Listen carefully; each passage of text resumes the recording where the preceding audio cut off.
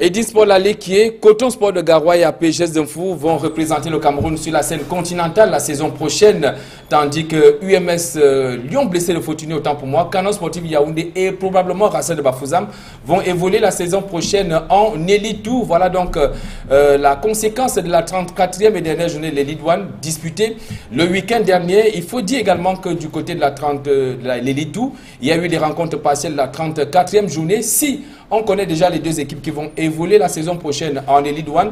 Il y a encore un peu de flou en ce qui concerne la troisième équipe qui devrait normalement accompagner FC Yaoundé 2 et As Fortuna. Et il y a beaucoup de challengers, notamment Panthère Dundee, Bampoulé de Nkambe ou encore Fovu Club de Baham.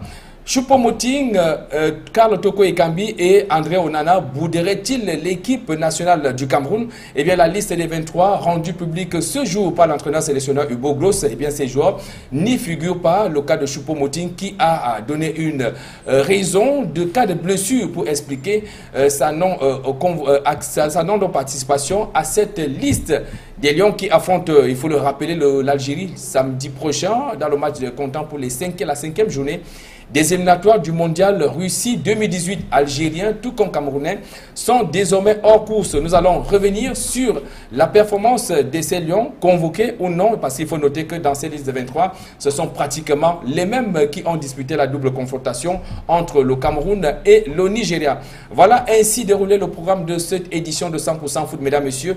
Merci une fois de plus d'être au rendez-vous d'Equinox Télévision, au rendez-vous de ce programme consacré au sport roi au Cameroun qu'est le football. Eh bien, ils vont donc nous accompagner tout au long de ce programme. Eh bien, on a choisi un panel assez intéressant d'invités pour nous accompagner pour cette édition que je qualifierais quand même assez spéciale parce qu'elle arrive au moment où tout est achevé en ce qui concerne le championnat Elite 1, exitant l'édition 2017. Et on a sur ce plateau le champion des Edin Sport de la Ligue qui est en l'occurrence son président, Saint-Fabien Vogo. Bonsoir à vous, Saint-Fabien Vogo, merci d'être là. Bonsoir Pascal Etienne, bonsoir à tous les téléspectateurs amoureux du football. Alors, depuis que votre club Edin Sport la Ligue a été sacré champion du Cameroun, est-ce que votre vie a changé entre-temps? Comment se sent-on dans la peau d'un champion du Cameroun? Non, bon. À Edin Sport, c'est travailler dur, vivre équilibré et rester professionnel. Donc, ça n'a pas beaucoup changé. En dehors des coups de fil de félicitations et d'encouragement. Vous êtes très humble, président, en tant que champion du Cameroun. Quand même, seulement 2 années en Elite 1 et vous réalisez un tel espoir. Oui, c'est vrai que je ne fais rien seul. Il y a les joueurs qui acceptent la discipline et le travail. Il y a les entraîneurs qui se lèvent très tôt le matin et rentrent l'après-midi, parfois sans avoir mangé. Et il y a tous ceux qui m'accompagnent dans ce dimanche de chantier. Bon, c'est vrai, c'est beau d'être champion, mais c'est aussi un appel à plus de travail. Alors, on va quand même essayer tout au long de ce programme de savoir ce qui a été la recette d'Edin Sport la Ligue qui a donc abouti au sacre final de champion du Cameroun pour cette édition 2017. Merci d'être là une fois de plus. Alors, et vous aviez également un challenger Edin Sport la Ligue, c'était Stade Renard de Melon qui faisait ainsi ses premiers pas en Elite 1. Stade Renard qui a quand même fait une performance assez quand même louable, même si cette formation n'a certainement pas atteint ses objectifs. On le saura dans ce programme avec notamment son manager général qui nous accompagne, Serge Branco Namoukon. Bonsoir. Bonsoir. Merci de m'avoir invité. Je profite ici de l'occasion pour féliciter humblement le président Saint-Fabien pour son titre de champion du Cameroun, car c'est une équipe joueuse qui n'a pas seulement fait que d'être champion, mais qui a pratiqué un beau football, un football alléchant. Et je voulais lui adresser mes félicitations en espérant avoir un effet contagieux parce qu'à leur 2e année, ils sont sortis champions. Et nous sommes en notre première année, on a pu finir à la 5e place. J'espère que l'année prochaine sera la bonne pour nous. Et je veux aussi remercier ici tout le staff avec lequel j'ai travaillé à Melon. Les joueurs qui sont courageux, vous savez qu'on a des joueurs qui viennent de la 2e division, qui ont montré quand même qu'ils avaient le niveau. Et surtout mon président, le maire de Melon, M. Jean Koueté, qui est un homme intègre et qui est un homme professionnel, qui m'a permis et qui m'a donné les moyens de pouvoir travailler dans de très bonnes conditions. Il faut quand même noter que Serge Blanco, quand vous arrivez au niveau de cette formation de Melon, une équipe du département du Mungo dans la région du littoral, vous étiez nourri de plusieurs ambitions, parce que vous trouvez cette équipe quand même au stade de la 23e journée dont on avait entamé la phase retour. Vous êtes ambitieux. Est-ce que quand vous regardez votre performance au sein de cette formation après 10 journées de la fin de ce championnat, qu'est-ce que vous vous disiez quand vous arrivez à Stade Rennais la 23e journée? Quand je suis arrivé, c'est vrai que j'étais ambitieux. Je suis arrivé à la phase retour. C'est vrai que j'ai commencé à être présent dès la 23e journée. Mais dès les premiers matchs de la phase retour, j'étais présent. Et j'ai vu que cette équipe avait du potentiel. Et donc, on avait des ambitions de finir africain. Donc, ce qui fait le président a mis les moyens qu'il fallait à la disposition du staff et moi à ma disposition en tant que manager général pour atteindre notre objectif. On a fait avec ce qu'on pouvait. On a essayé de titiller les grands qui étaient en tête du championnat. Notamment Edin Sport Laliké. Notamment Edin Sport, Coton Sport et APG, avec qui on a discuté la 3e place habilement jusqu'à la dernière journée où cette 3e place nous échappe. Mais je pense qu'il nous a manqué un peu d'expérience. J'ai une jeune équipe. Vous savez que c'est la première année que Stade Rennais de Melon arrive en première division. J'ai une équipe qui manquait un peu plus d'expérience parce qu'on a compris qu'en première division, pour jouer le haut du tableau, il faut vraiment des joueurs expérimentés. Ils ont donné le meilleur d'eux. Ils étaient enthousiastes. On a essayé jusqu'au bout. Et il nous a manqué ce petit truc qu'il faut au grand club pour atteindre la fin. On a appris de cette expérience, on a vu ce qui s'est passé, on a vu ce qu'il faut améliorer et je crois que l'année prochaine on mettra les bouchées doubles pour pouvoir avoir la chance de Edin Sport peut-être finir champion comme eux à notre 2e année. Alors, Serge Blanco, je veux revenir, me baser sur votre chute en parlant donc de Edin Sport Laliké qui après 2 saisons seulement en Ligue 1 est champion, tout comme UMS Loum l'année dernière qui après la 2e année en Ligue 1 a été sacré champion. Alors, il faut dire que c'est le hasard des circonstances, on n'a rien prévu. Alors, on se retrouve sur ce plateau avec Edin Sport Laliké, 2 ans champion après et Stade Rennais de Melon une seule année en Elite One et vous donc vous avez les ambitions d'être champion du Cameroun la saison prochaine. Alors Saint-Fabien Vogo, avant de revenir sur ces images du couronnement de Edin Sport Laliké au stade de la réunification de Douala, parce que c'était une ambiance électrique aussi bien sur la pelouse synthétique du stade de la réunification de Douala que dans les gradins. On aura ces images tout à l'heure, mais il y a de cela 6 ans. Quand vous mettiez sur pied cette formation, il faut dire ce centre de formation de Edin Sport Laliké, est-ce que vous pouviez vous imaginer que 6 ans plus tard, vous serez au stade où Edin Sport Laliké est aujourd'hui? Non. Si quelqu'un vous dit oui, bon, soyez dans les songes de Dieu, non. Mais je voulais avoir une équipe qui fait exception par rapport à certaines choses que j'ai vues ici chez nous et ailleurs. Je voulais avoir une équipe avec toutes les catégories jeunes. Et puis je voulais aussi, dans les premiers 5 ans, avoir toutes les catégories jeunes et une équipe féminine. Avec la grâce de Dieu, ça a été réalisé. Alors, dans la 6e année, il fallait améliorer le classement et le reste allait être du bonus. Alors, est-ce qu'un temps soit pour, parce que quand je suis les éléments que vous énumérez, il ne mentionne nulle part une équipe senior qui puisse rivaliser d'adresse et tutoyer même les grands clubs camerounais qui ont déjà eu à faire leur preuve sur le plan national. Vous parlez beaucoup plus de la formation à la base et plus ou moins de la valorisation du football féminin. Alors, qu'est-ce qui constitue le déclic pour vous de pouvoir aller au niveau de la D2 dans la région du littoral et enfin arriver en Elite One? Non, la D2 du centre. Bon,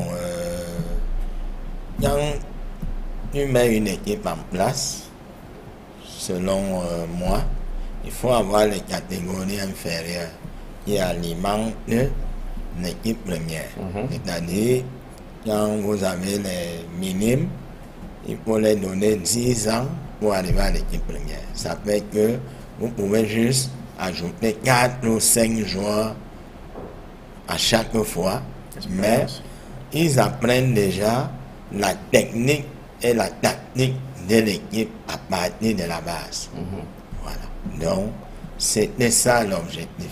Donc, même si nous étions restés en D2 régional, nous devions toujours avoir une équipe junior, comme nous avons aujourd'hui, qui joue la ligue départementale de la Ligue et les catégories minimes qui jouent les championnats jeunes.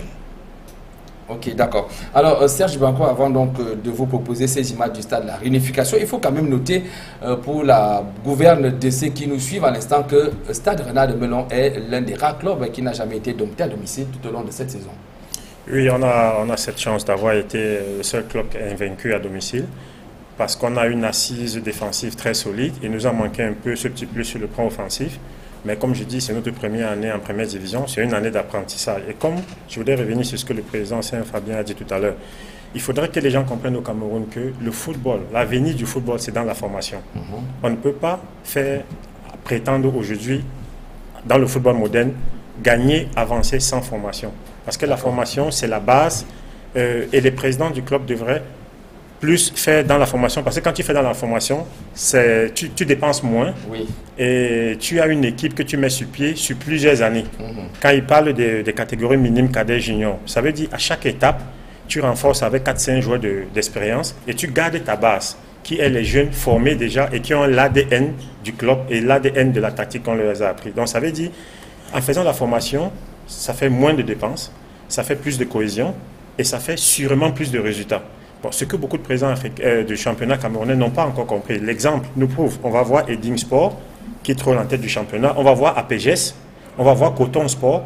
C'est les exemples des clubs qui font la formation, qui font dans la formation. Tous ceux qui sont ces grands clubs, qui ont le nom, qui sont historiques, qui pensent que le nom suffit, ou bien que avoir beaucoup de supporters, ou avoir beaucoup d'élites, ministres et tout ça suffit pour faire du résultat. Ce n'est pas possible.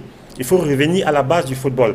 Nous, dans les années 2000, on a eu du succès avec l'équipe nationale parce que dès les années 90, les brasseries nous avaient formés. On nous a formé la première génération, les Rigobert sont Choutan Bernard, Aliou Mbouka. La deuxième formation, il y a eu, dans la troisième promotion, il y a eu Jérémy Nditap, Salomon Olembe, Samuel Eto'o, moi, Ouemelen. Donc c'est la formation. Et quand tu fais la formation dès le minime, tu penses de la catégorie minime à la 10e année des jeunes qui sont formés à la catégorie minime. Ça fait que catégorie minime, ça veut dire tu prends des jeunes entre 10 et 15 ans. Tu les formes pendant 5 ans, entre 5 et 10 ans. Et quand à 5 ans, ils commencent à produire du résultat, ce résultat peut durer pendant 5-10 ans. Donc ça veut dire, c'est pour ça qu'on a eu beaucoup de succès dans le football camerounais entre les années 98, 99, 2000 jusqu'à 2005. Parce qu'il y a une formation qui avait été faite à la base 5-10 ans avant. Et ça produit du résultat 5-10 ans après. Alors, et qu'est-ce qui explique donc cette cassure de cette formation à la base que l'on connaît aujourd'hui? Parce que cette formation a changé, elle est devenue plus business. Les gens, ils ont pensé à former les joueurs, à les revendre plus tôt et gagner de l'argent. Ce qui fait que beaucoup de gens ont gagné de l'argent, mais le football n'en a pas profité. Et aujourd'hui, avec la modernité et l'ouverture qu'il y a dans le football après l'arrêt Bosman, après toutes ces ouvertures des frontières qui dans le monde entier, ça fait que même en Asie, avant c'était difficile de voir un footballeur aller en Asie ou aller dans le Moyen-Orient. On allait en Europe quand on avait réussi. Mais maintenant, il y avait une seule possibilité de destination, c'était l'Europe. Maintenant, il y en a 5. Donc ça veut dire même si tu es moyen, tu peux partir. Avant, il fallait être très bon pour partir. Donc ce qui fait qu'il faut revenir à la base. La base de quoi? La réussite du football, c'est la formation. Avec la formation, tu es sûr d'avoir des résultats quelques années après. Et c'est ce qu'il nous faut, revenir à la base dans la formation. Alors, il faut noter que ce sont les ambitions que vous nourrissiez au moment où vous prenez donc les rênes managériales de Stade Renard de Melon. On le saura tout au long de ce programme si véritablement vous avez atteint vos objectifs. Alors, je propose donc de revenir ensemble en image sur ce qui s'est passé au stade de la réunification de Douala, notamment le couronnement d'Edding Sport La Ligue qui est comme le champion de l'édition 2017 du championnat. Elite One, c'est avec RVK et Emos Fongo. Reportage. Malgré la défaite à Douala lors de la 34e et dernière journée, Edding Sport de La Ligue a détrôné UMS de Loum, vainqueur sur le rectangle vert. UMS de Loum passe le témoin à Edding Sport de La Ligue qui a ravi la première place à l'issue de la saison sportive avec 63 points à son compteur. Un titre de champion du Cameroun qui vient récompenser les efforts de son président fondateur, Saint-Fabien Bogo.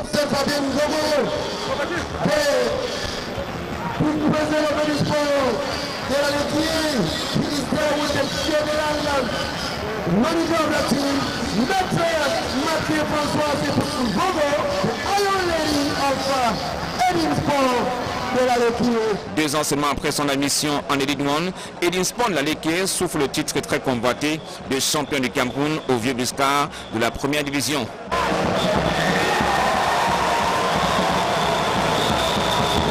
Ce qui voit son président Saint-Fabien Vogo, un mini-concert d'encouragement des supporters dirigeants à Douala.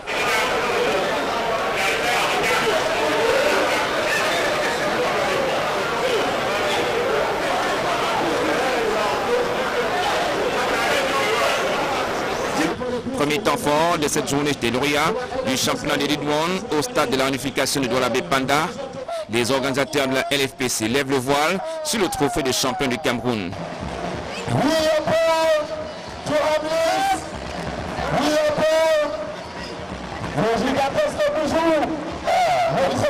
Occasion pour certains d'immortaliser ce grand moment de la célébration à Douala. Le coup d'envoi de la partie est également bien orchestré. 3 ballons au rond central. Le délégué régional des sports du littoral, Irène Patience et Sungu. Le patron de la LFPC, le général Pierre Semengue, et le top sponsor donne le ton. Edinsport Laleke, qui tient son titre de champion du Cameroun depuis la 32e journée, bénéficie également du soutien de ses supporters qui donnent des couleurs à la célébration dans les gradins.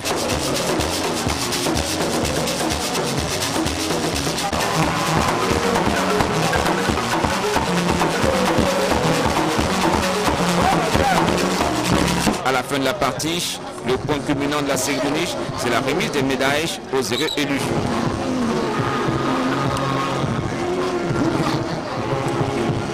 Et l'apothéose, les 2 capitaines d'Edinsport Laleke soulèvent le trophée de champion du Cameroun.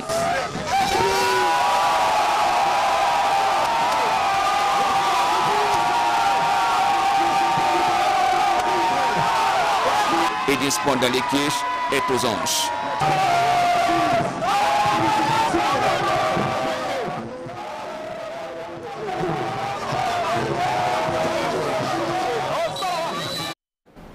Alors, Saint-Fabien Vogo, dans quel état est-ce qu'on se retrouve à cet instant présent, tel qu'on vient de vivre là, et décrivez un peu la scène, comment est-ce que vous avez vécu ça? Bon, j'étais très content pour les joueurs. Et ils ont accepté la remise exigeante pour un joueur professionnel, les exigences qui sont le travail et le repos. Et les entraîneurs, ils ont travaillé du matin, ils arrivent très tôt et ils repartent l'après-midi, avec 3 heures, parfois 4 heures d'entraînement. Et 7 jours sur 7. Parfois ils arrivent le matin, à Nissembaria et Nyusa, sans manger. Même quand je les propose le petit déjeuner, ils me disent non, président, vraiment, nous sommes conscients. Là, ça ne vous inquiète pas que vous ayez quand même vos collaborateurs qui acceptent d'aller travailler le ventre vide? Bon, ils disent tout ça. Ils sont habitués comme ça quand ils ont des objectifs à atteindre. Et les supporters et ceux qui croient en nous, qui nous ont toujours accompagnés, c'est les professionnels hors normes. Et les joueurs, ils acceptent le travail. Et ils le connaissent par cœur et ils suivent les conseils. Alors, je vais donc vous proposer de suivre certains acteurs majeurs de ce sacre final. Du côté donc de l'encadrement des Edinsport Laleke, il y a tout d'abord le joueur Tientier, accompagné donc du directeur technique Nicolas Tonier, tous au micro de Emos Fongor et RVK. Je remercie le Seigneur pour le titre de champion, parce que ça n'a pas été facile pour nous. Donc cet après-midi, nous sommes sacrés champions, nous sommes contents de notre prestation. Et je profite pour féliciter mes coéquipiers, puisque c'est grâce à eux que cela est arrivé. On a dû cravacher, très dur pour y arriver. Donc nous sommes très contents cet après-midi de notre prestation. Le secret, c'était quoi? Je dirais le travail et la discipline, puisque c'est la base de notre équipe. Donc il faut être discipliné pour si on va réaliser nos objectifs. Je pense que c'est ça qui a payé avec le travail. En 2016, tu étais champion du Cameroun avec UMS, en 2017 champion du Cameroun avec Edinsport Laleke. Oui, je suis content de ma prestation. 3 ans, 3 titres successifs. ce n'est pas n'importe qui. Donc je suis content de ma prestation. Et je remercie aussi mes entraîneurs, puisque le travail qu'ils ont mis nous a permis aussi de réaliser nos objectifs. La prochaine présentation, avec ça, est-il bien encore donner un titre à une équipe? Pour le moment, je suis en réflexion, puisque nous avons encore la coupe. Donc pour le moment, je suis encore en stand-by, je suis encore les espoirs de l'équipe. Très satisfait, surtout que je l'avais prédit l'année passée. J'avais dit au président Saint-Fabien Vogo, je suis venu vous aider pour maintenir l'équipe 2015-2016. Je crois quand même qu'en 2016-2019, si le casting est accepté, si nous continuons à travailler de la même manière, si vous mettez les moyens que vous avez dit, que vous avez à mettre au fond, on devait être champion. Nous le sommes et je crois que je suis content. Je lui dis merci, surtout à Saint-Fabien qui a cru en moi, qui au niveau humain a cru aux hommes que j'ai voulu qu'ils soient là.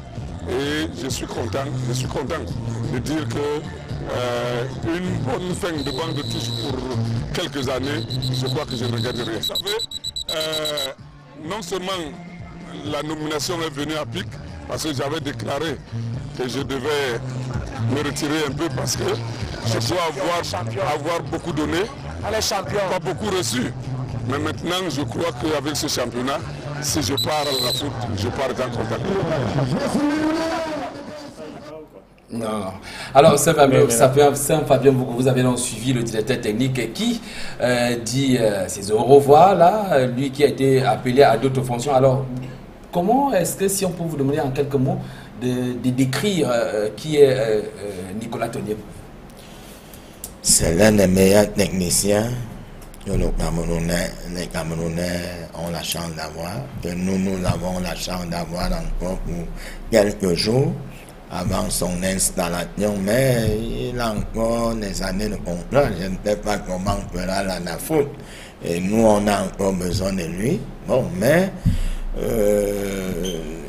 il se met au service du football, il se met au service du pays. Nous ne pouvons, au moment venu, trouver un terrain d'entente. Certainement, vous avez à penser à sa succession. C'est lui-même qui pense à sa succession. Je lui ai donné les techniques de l'équipe, parce que c'est un homme immense. À chaque fois, il me dit qu'il a beaucoup de travail. Je lui dis non. Je ne suis pas encore tenu 10 ans. Et beaucoup apporté au football. C'est un homme, il était un joueur talentueux. Moi, je portais le sac avec Antoine Bell, Roger Mila, Manga Oungene, Koundé. J'ai rêvé jouer comme eux. J'ai rêvé jouer dans le Canon et dans les Lions, mais je n'avais pas assez de talent comme Serge. Ok, d'accord. Puisqu'on parlait de joueurs talentueux, il y a un tout à l'heure, Serge Blanco, vous allez peut-être réagir, mais il y a un tout à l'heure qu'on a suivi. Il s'agit notamment de Tienché qui a cette, je ne sais pas si c'est une faculté ou alors cette chance de se retrouver toujours dans une équipe qui, à la fin, au finish, est champion du Cameroun. Vous qui avez joué, il faut rappeler que vous êtes quand même médaillé olympique avec les Lions en 2000 à Sydney. Comment est-ce qu'on peut qualifier ce qui arrive à Tienché? 2 saisons successives, il est champion du Cameroun avec des équipes différentes. Je peux dire que c'est déjà un joueur talentueux, c'est un très bon joueur. J'ai eu le temps de voir depuis que je suis au Cameroun dans cette saison sportive. Il a beaucoup de talent et c'est pour ça que je suis même toujours surpris qu'il ne soit pas appelé à l'équipe nationale. Et en plus, il y a des joueurs comme ça, champion avec UML, champion avec Edding. Bon, j'espère qu'il viendra à Stade Rennais l'année prochaine pour être champion et vainqueur de la Coupe. C'est pas évident que Saint-Fabien Vogo va laisser partir. Je voudrais revenir sur ce que le président Saint-Fabien Vogo a dit. Moi, ça me fait très chaud au cœur d'entendre un président, un grand président comme lui, pour qui j'ai beaucoup de respect, parce que voilà les présidents qu'il faut dans le football camerounais. Il connaît le football, il fait une académie, il fait de la formation. Il donne tellement de lauriers à son coach. Il est humble. Il dit qu'il portait le sac de son coach, qu'il portait le sac de Joseph-Antoine Bell. C'est rare dans le football camerounais aujourd'hui de voir des présidents si humbles et qui savent mettre les collaborateurs en avant. On a plus de présidents qui pensent à eux, qui sont là pour des calculs politiques ou bien pour des business, se faire de l'argent, que d'avoir des formateurs, des présidents qui connaissent vraiment le terrain, comme c'est un Fabien Vogo. Vraiment, je lui dis encore félicitations et je suis vraiment, j'ai chaud au cœur de l'entendre dire tout ce qu'il dit parce que ça prouve que c'est un homme intègre, ça prouve que c'est un président qui connaît vraiment le football. Et c'est ce genre de président qu'il faudrait dans notre championnat. Donc, Pour revenir sur Tientiu, je dirais qu'il y a des joueurs comme ça qui, chaque fois qu'ils touchent quelque chose, se transforment en or. Déjà qu'il a beaucoup de talent, et en plus, il a cette fatale chance qui fait qu'il sort champion 2 années successives dans 2 clubs, et encore vainqueur de la Coupe. 3 ans, 3 titres. 3 ans, 3 titres, ça veut dire c'est vraiment un porte-bonheur. Il a vraiment tant mieux pour Edine. Voilà. Donc, s'il y a la possibilité de le shipper au président... c'est un joueur qui est sur ma liste, il est sur ma liste, mais je sais qu'il est sous contrat et il devrait coûter cher, donc il n'est peut-être pas à notre portée. Alors, il faut qu'on reste avec vous, Serge Branco. Lorsque vous arrivez à la tête de Stade Renard comme manager général, il faut dire que cette formation était pratiquement à la 23e journée. Peut-être que vous allez me reprendre si je me trompe. Et il restait justement une dizaine de journées pour achever le championnat. Alors, quand vous faites votre bilan de ce passage, bref, il faut le dire, comme manager de Stade Renard, il serait pour vous comment? Positif ou négatif? Le bilan est très positif. N'oubliez pas que Stade Renard, c'est pas Canon, c'est pas Tonnerre, c'est pas Bambouto, c'est pas Union.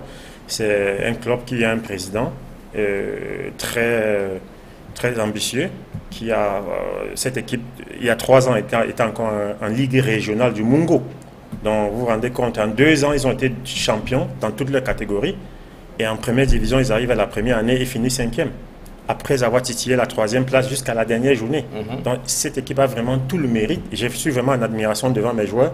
Des jeunes qui jouent ensemble depuis 3 ans, depuis la Ligue régionale, et qui arrivent en première division, et qui s'imposent, et qui sortent toute la saison invaincus à domicile, et qui arrivent à être à 1 point à la dernière journée d'être champion, d'être africain. Donc moi je pense que le bilan est positif. Il nous a manqué un peu de talent à la finition, mais on a une équipe très solide, et je pense qu'on peut construire sur cette équipe dans les bases que cette équipe a depuis 3 ans. Et c'est comme ça, pour réussir, il faut de la stabilité, il faut de la continuité, et il faut vraiment, je dis une fois de plus, dire merci au maire de Melon, le président de l'équipe, M. Jean Côté, qui met les joueurs à l'aise. Je suis arrivé dans une équipe où il n'y a pas 1 mois d'aéré, il n'y a pas une prime de match qui n'est pas payée la semaine qui suit le match. Donc avec ça, tu as des conditions de demander plus aux joueurs, de les amener à travailler plus. Avec tout ce que vous venez de citer comme élément permettant aux joueurs d'être à l'aise, ce qui a manqué finalement à Stade Renard, ne pas au moins être africain cette saison? Ce qui a manqué, c'est de l'expérience. Comme je vous ai dit, je suis arrivé à la phase retour du championnat, vraiment à la première journée à la phase retour. Là, j'ai commencé à être là, présent, tous les jours, dès la 23e journée. Il nous a manqué de l'expérience. L'équipe a beaucoup de fougue, l'équipe avait beaucoup d'engagement. Il fallait canaliser ça, c'est ce qu'on a essayé de faire. Mais je dis une fois de plus, bravo, parce qu'ils ont été à la hauteur. Fini 5e dans ce championnat, Stade Renard de Melon, une équipe qui, il y a 3 ans, joue encore en régional du Mungo. Vraiment, il faut leur dire félicitations. D'accord. Le président Fabien, vous voulez réagir par rapport à ces déclarations de Serge Branco? Déjà, il faut signaler qu'il y a eu une poche Ngoué. Vraiment, il m'a aussi entraîné. Un somptueux monsieur. Tout ce qui manque à Stade Renard, c'est un stade. Ils ont un public charmant. Il les soutient 90 minutes. Quand tu joues à Melon, c'est comme si tu joues en Égypte. C'est comme si tu joues à Bouddha. C'est comme si tu joues à Tchad. Ou à Bafoussa, où l'équipe, les supporters aiment leur équipe. Tout ce qui manque, c'est un stade moderne. Un de nos premiers matchs les plus petits, c'était le Stade Renard de Melon. Ils auraient pu nous mener. Vous reconnaissez cela ou bien peut-être parce que nous sommes avec... Non. Il a raison. Je ne pas dans je ne flatte pas les gens. Et puis, ils ont un robuste milieu du terrain qui est un Pizelane, qui est un Djana. Et dans tous les compartiments, ils sont immenses. Tout ce qui manque, c'est un stade moderne à Melon. Oui, je voulais répondre un peu au président en disant qu'il a vraiment raison. On a tout ce qu'il nous faut. On a un public enthousiaste. Je voulais leur dire merci parce que le public est tout à fond derrière leur équipe. On a une équipe compétitive.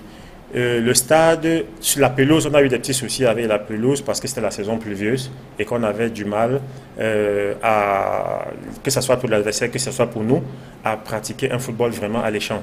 Mais je voudrais souligner ici que les efforts que le président fait depuis 2 ans à construire déjà ce stade tout seul, avec des moyens propres, et en plus cette année, avoir doté Melon d'un stade homologué par la Ligue, et qui a vraiment le niveau d'accueillir des matchs, des grands matchs.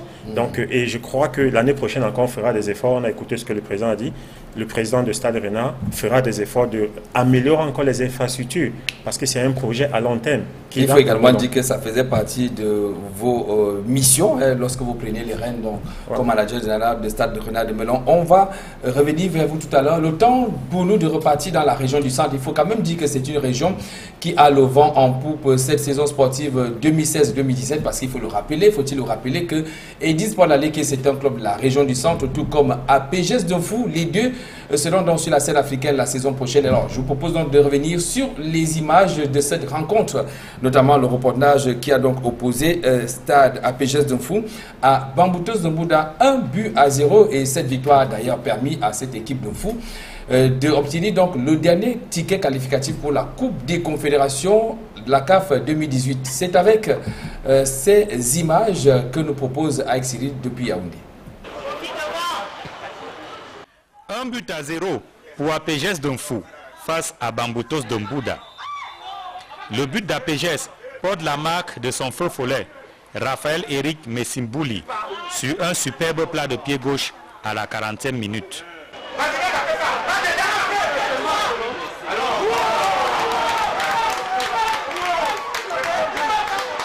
Le détenteur du trophée de la Coupe du Cameroun non seulement termine la saison sur une victoire, mais surtout accroche la 3e place, synonyme de qualification pour la Coupe de la Confédération. C'était l'objectif pour nous, à savoir accrocher une place africaine. Bon, on n'a pas pu prendre le set de la Champions League, mais grâce à Dieu, aujourd'hui, nous avons pu prendre le set de la Coupe de la CAF. C'est la Coupe que nous avons discutée la saison dernière. L'occasion nous sera encore donnée une fois de plus pour la saison à venir pour pouvoir montrer de quoi APGS Denfou est capable dans cette compétition africaine qui ne cesse de grandir. Donc c'est la question pour nous de mieux faire une bonne figuration pour la prochaine édition de la Coupe de la CAF. APGS Denfou aurait même pu doubler la marque, n'eût été la maladresse de ses attaquants devant les buts.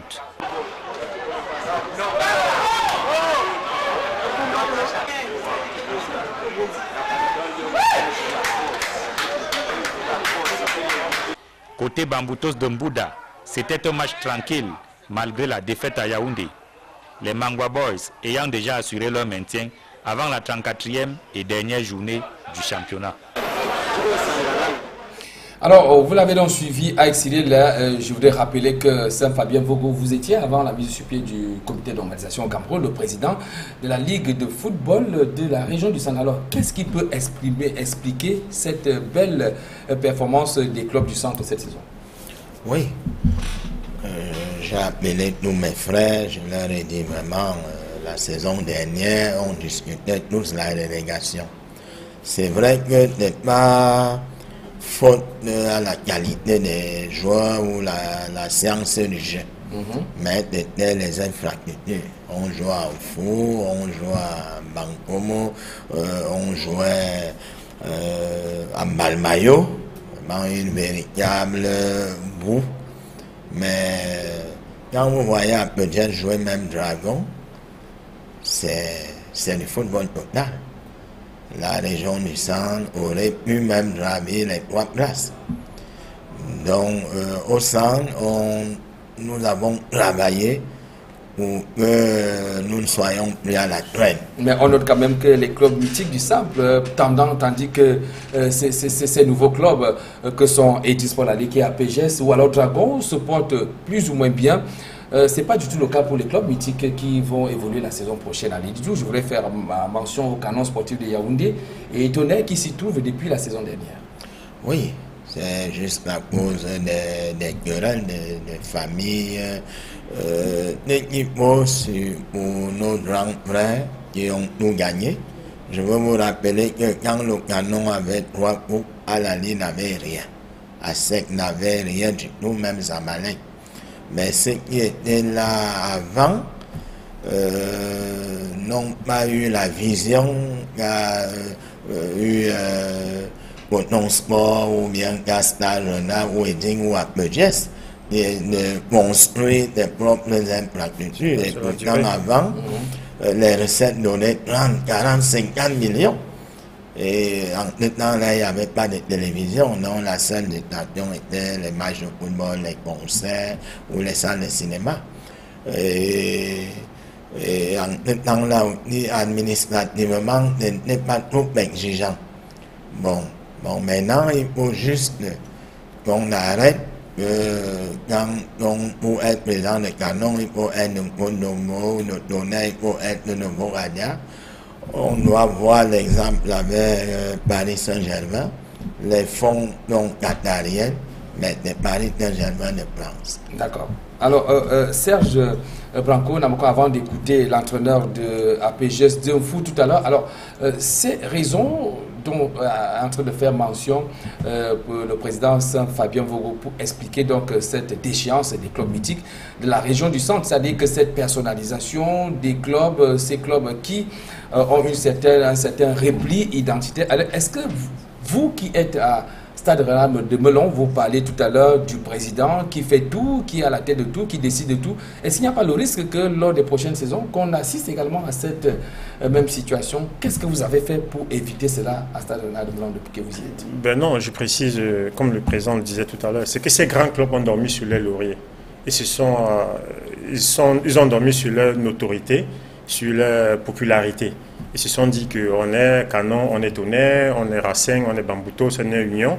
On a une base, on a des élites, on a de tout ça. Le football aujourd'hui, ça se fait sur la gestion. Il y a assez de moyens. Avant, les stades étaient pleins. On jouait à Douala devant 30-40 000 spectateurs. À Yaoundé, mon dernier match, j'ai assisté au Cameroun, c'était Canon, Tonnerre, le retour de Roger Mila. 93. Je me rappelle avant de partir en Allemagne. C'était jusqu'aujourd'hui, j'ai des frissons. C'était, je crois, 80 000 personnes. Et c'était donc aujourd'hui avec la globalisation, la modernisation du football, il y a plus de moyens qu'avant parce qu'il y a des subventions. Avant, il n'y a pas de subventions. Il y a des subventions. Il faut juste la bonne gérance. Il faut juste que des présidents de clubs soient des gens qui viennent dans le football par passion et qui ont une connaissance à la base du football. Et c'est le cas à Stade Rennais de Melon? Le président de Stade Rennais est passionné. C'est un grand passionné de foot. Est-ce qu'il n'y a pas le risque? C'est pas un président qui fait décide de tout, comme il décide de tout, il décide des infrastructures, de construire un stade avec des fonds propres. Vous savez combien ça coûte construire un stade au Cameroun de football? Dans une localité où avant il n'y avait rien. Il ne fait pas que dans le stade, il fait aussi dans les routes, c'est le maire de la ville et Melon est transformé. Mais vous nous rassurez que vous avez les mains libres en tant que... C'est pas un président qui fait le classement, c'est pas un président qui achète des joueurs, c'est pas un président qui va louer le bus pour aller, pour que le bus voyage. Donc c'est un président qui délègue. Il met des moyens, il délègue et il a un œil de regard et il aimerait que ça marche. Donc il faut que les présidents du football camerounais comprennent qu'on ne peut pas être commerçant et être en même temps président et en même temps entraîneur et en même temps recruteur des joueurs. On s'entoure des gens qualifiés, des gens de qualité sur qui on se base pour faire fonctionner son équipe. Voilà, c'est pas parce qu'on met de l'argent qu'on est appelé à faire le classement ou à recruter des joueurs. Ça ne marchera pas. Et il faut faire dans la formation, comme je le disais tout à l'heure, ces grands clubs qui ont disparu aujourd'hui, Dynamo, Caïman, Léopard, Tonnerre, ils n'ont pas fait dans la formation, ils n'ont pas d'équipe jeune. Eding, APGS, Coton, ils ont des seniors jusqu'au minimum. Et c'est pour ça qu'ils ont du résultat. D'accord. Quand tu as une équipe première où tu mets de l'argent, ça peut marcher 1 an, ça peut marcher 2 ans, mais ça ne marchera pas 4-5 ans. Ça veut dire que chaque année, il faut recruter. Chaque fois que les joueurs sont en fin de contrat, il faut sortir et le recrutement, ça coûte cher. Ok. Alors, je veux donc vous proposer de suivre la réaction de Oumar Osogba. Il est l'entraîneur d'APGS de Fou. Il faut noter que APGS qui était déjà sur la scène africaine la saison dernière, ça n'a pas du tout été le cas. Peut-être Oumar Osogba va nous dire si du côté d'APGS, on a eu à tirer les leçons de cet échec prématuré sur la scène africaine, puisqu'APGS sera sur la scène de la Coupe des Confédérations en 2018. Nous l'écoutons. On a passé une fin de saison très stressante, surtout qu'on a goûté à la compétition africaine l'année passée. Cette année, on voulait encore le faire, on l'a fait. Vous savez qu'on avait des poursuivants qui étaient vraiment tenaces et qui nous ont tenus pendant tout le championnat. Donc aujourd'hui, nous sommes plutôt satisfaits de ce résultat. Sur le terrain, on a fait notre travail. Maintenant, en dehors du terrain, et d'un point de vue logistique et financier, on n'a pas les moyens pour pouvoir postuler à être champion. On a fait le plus important pour nous, c'est de prendre une place africaine. On l'a fait. L'année prochaine, on verra comment on peut prendre le titre. Mais cette année, on est entièrement satisfait de notre saison. C'était pas facile déjà à Garoua d'aller prendre 3 points. On a fait l'essentiel, on a pris 1 point pour venir gérer ça à Yaoundé face à Bamboutos. Vous avez vu aujourd'hui, on aurait pu gagner plus d'1 but à 0. On ne l'a pas fait. Mais le plus important, c'est la 3e place. Je ne crache pas là-dessus.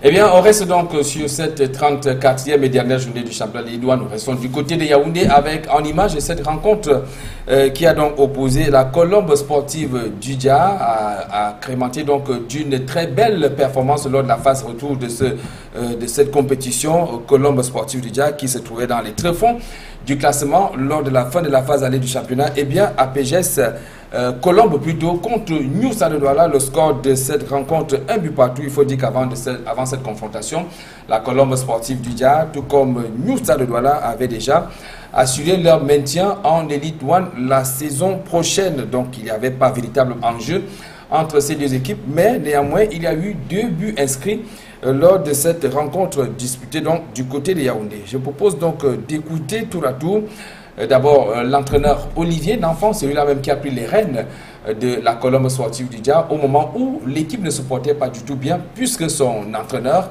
de l'heure avait été promu à la tête de la direction générale de l'Académie nationale de football du Cameroun. Olivier Nanfan au micro de Aïk Cyril. Je pense que la mission, l'objectif pour lequel j'ai pris le risque de prendre cette équipe à la phase retour était atteint depuis 2 journées, par la grâce de Dieu, mais je pense que c'est pas ouf, parce que j'aurais souhaité gagner ce match au regard du jeu que les gars ont produit. On méritait gagner ce match, mais voilà, c'est le sport, on ne peut pas cracher là-dessus. C'est ça, nous sommes venus tout faire pour défendre, pour engager au moins un point. Mais vraiment, je tire un coup de chapeau aux joueurs qui ont tout donné. C'est vrai, il a manqué cette efficacité. Voilà, on ne peut que rendre grâce au Seigneur pour cela. Sur le plan personnel, c'était un gros challenge pour cette équipe, pouvoir faire cette espèce de remontada. On pose également ouf sur ce plan-là. Oui, c'était vraiment un gros risque. Et moi, je pense que dans ce métier d'entraîneur, il faut prendre les risques. Même quand il faut faire des remplacements, quand il faut travailler, quand il faut faire un plan, c'est un risque qu'on prend. Et il faut faire un choix. Je pense que j'ai pris ce risque, ce n'était pas évident. Surtout au début, ce n'était pas du tout évident. Mais je pense que je me suis dit que voilà, c'est un challenge. Je dois aller jusqu'au bout et puis je dois tenir. C'est vrai que je ne suis pas la première fois. Une fois, je l'ai fait avec UMS. Et on a travaillé dur et j'ai réussi à maintenir cette équipe. Et on a même eu un bonus en gagnant la finale de la Coupe du Cameroun en 2015. Donc voilà, je pense que les dirigeants ont cru. C'était pas facile, mais on a bossé. Bravo aux joueurs qui ont accepté le discours, c'était pas évident. On a mis un accent sur la discipline également et sur le travail proprement dit. Je crois qu'on ne peut être que satisfait. C'est vrai, ces derniers matchs, on méritait le gagner, comme j'ai dit. Bon voilà, et puis c'est le sport. Eh bien, Olivier Nankam qui croit donc avoir réussi sa mission et on espère qu'il a véritablement réussi cette mission puisque Colombe d'Udja se portait pas du tout bien lors de la phase allée du championnat des Ligue 1. Lui qui a donc réussi à faire maintenir cette équipe avec des résultats probants. On a encore en mémoire cette victoire de 5-0 en déplacement à Bafoussam face à Feuche FC. Un autre entraîneur venu avec donc le statut de sapeur-pompier, c'est Laurent Jam sur l'encadrement technique de New Stade Douala. Lui également a donc réalisé l'espoir de faire maintenir cette équipe menacée de légation dans la région du littoral. Je propose d'écouter Laurent Jam au micro de Aïk Cyril également.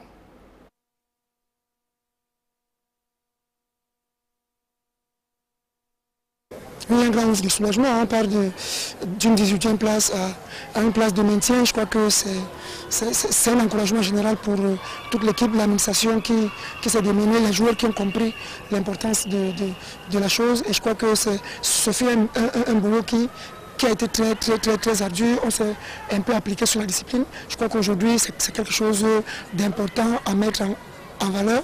On dit grandement bravo aux joueurs qui ont grandement adhéré au projet qu'on a apporté pour le maintien. Je crois que c'est une grande satisfaction.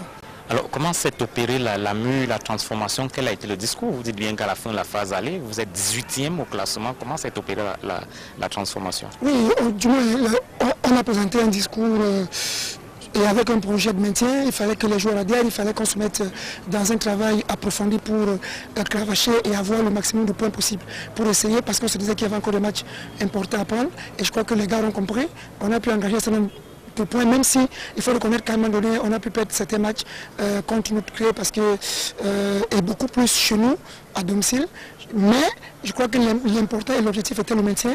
Je crois qu'aujourd'hui, avec ce point du match nul à l'extérieur, avec la qualité du jeu, parce qu'il faut quand même reconnaître que ce fut un très bon match, avec la qualité du jeu, ça a quand même permis de comprendre qu'il y avait un chemin, un projet qui se mettait en place, qui se valorisait.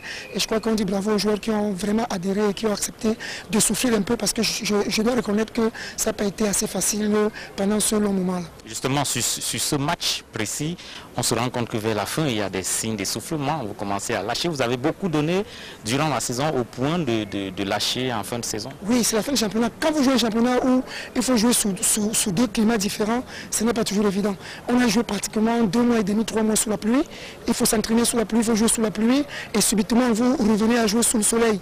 Contre pas d'entraînement sous le soleil et tout, il y a lieu de penser que ça essore quand même les joueurs. Et maintenant, à la fin, c'est quand même la dernière journée. Beaucoup de joueurs ont un peu les idées sur les vacances. Beaucoup de joueurs ont un peu les idées en vacances. Et puis on sort de match jeudi où il faut revenir jouer samedi. C'est quand même un peu essorant, je crois que. Mais on a pu tenir. Je crois que le plus important était de tenir, surtout que dans un match de foot, on ne peut pas être aussi bien qu'à 90 minutes. Il y a des moments où on va forcément avoir quelques fissures, mais il faut être mentalement fort pour résister, pour ne pas surtout prendre le but qu'il ne faut pas prendre. Alors nous allons rester dans ce registre de bilan de la saison qui s'achève, avec notamment la parole qui a été donnée aux hommes des médias lors de cette rencontre qui a opposé UMS de Loum à Edisport Laleke au stade de la réunification de Douala. Des journalistes qui apprécient à leur manière cette saison sportive 2016-2017 qui est donc rentrée en gare avec donc le compte de la 34e et dernière journée du championnat. Tous ces hommes des médias sont au micro de Emos Fongor. Nous les écoutons. C'est un championnat qui s'est déroulé dans de très bonnes conditions. De ma mémoire de reporter, c'est l'un des plus beaux championnats que j'ai vu et vécu. Et on s'est dit quand même que tout est bien, qui finit bien. Mais nous pensons encore que certaines améliorations devaient être faites, parce que lorsque nous lançons un coup d'œil, on a encore un problème du public. Nous constatons que le public ne vient pas au stade. Il faut trouver des moyens, il faut trouver des stratégies, il faut trouver des stratagèmes pour faire en sorte que le public revienne au stade. Je crois que c'est cela qui manque encore, c'est cette étincelle, n'est-ce pas, qui manque encore à ce championnat pour pouvoir, n'est-ce pas, éblouir les uns et les autres, pour devenir un peu plus intéressant comme il a été toutes les dernières fois. Donc vraiment c'est une fin de saison assez intéressante. Vous-même vous avez vu ce qui s'est passé au sein de la réunification de Douala. Habituellement nous le voyons ailleurs, mais quand nous commençons à le voir chez nous, ça veut dire quand même qu'il y a du progrès. On commence un peu à importer, n'est-ce pas, d'ailleurs, ce qui peut être bénéfique pour nous. On va dire que ça a été un très bon championnat. On n'a pas eu beaucoup de matchs en retard comme ça a été le cas la saison dernière. On a eu aussi un très beau champion, Edisport Laleke, dont nous avons vu venir lors de la pré-saison avec déjà un très bon recrutement, avec des matchs amicaux qui laissaient déjà voir que cette équipe devait jouer les premiers rôles dans ce championnat.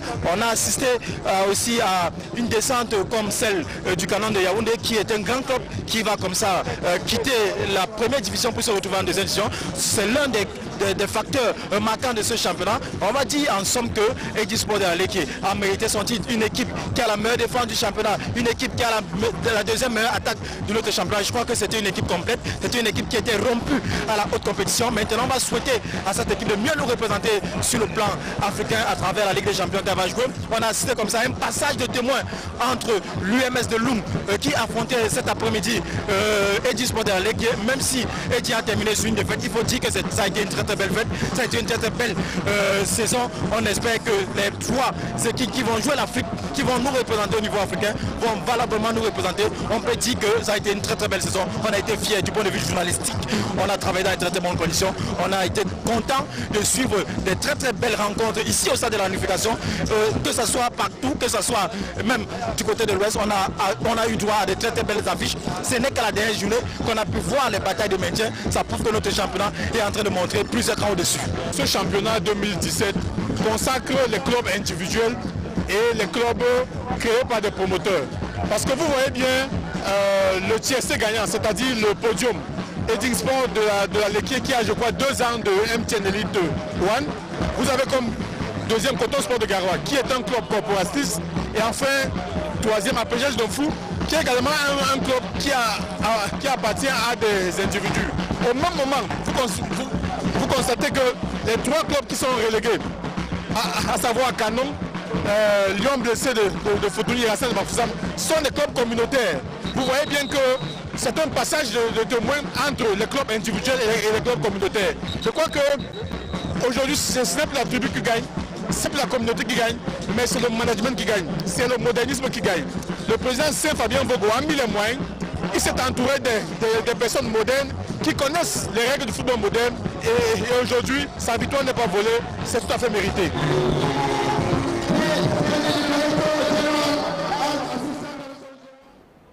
Alors, s'il y avait une sorte de bilan pour vous, au terme de ces réactions des hommes de médias et consultants sportifs de cette saison qui s'achève, Serge Blanco, qu'est-ce que vous diriez de cette saison qui s'achève? Qu'est-ce qui vous a marqué positivement?